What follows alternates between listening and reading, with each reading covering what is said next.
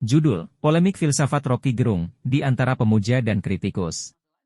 Roky Gerung, seorang filsuf kontemporer Indonesia, telah lama menjadi fokus perhatian di bidang intelektual dan politik di Indonesia. Dikenal atas pemikiran yang tajam dan kritis, dia memiliki penggemar yang setia yang menghargai kejelasan logikanya. Namun, di lingkungan yang sama, dia sering dikritik oleh pendukung Jokowi, terutama karena pandangan kritisnya terhadap kebijakan pemerintahan. Roky Gerung dikenal sebagai seorang akademisi yang ahli dalam menganalisis dan memiliki keberanian dalam menyampaikan pendapatnya. Pendekatan filosofisnya yang tajam dan dalam telah membuatnya terkenal di kalangan masyarakat yang menghargai kritik yang konstruktif dan pandangan yang berbeda.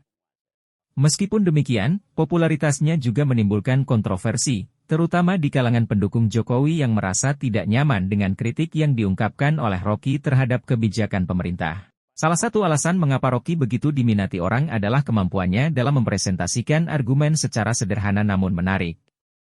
Dia dapat menjelaskan isu-isu sosial dan politik yang kompleks dengan bahasa yang mudah dipahami oleh masyarakat luas. Hal ini menjadikannya sebagai figur intelektual yang sangat dihargai di Indonesia.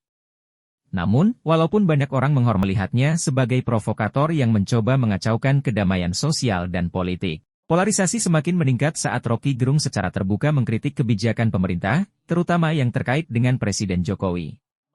Kritik tajam dan tanpa kompromi terhadap berbagai aspek kebijakan pemerintah seringkali memicu reaksi emosional dari pendukung Jokowi, yang merasa terus-menerus diserang oleh Roky.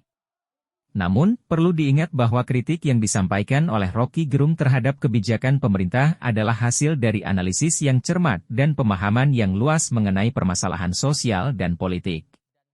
Walaupun pandangannya kontroversial, seringkali mendorong terjadinya diskusi yang penting mengenai arah masa depan Indonesia.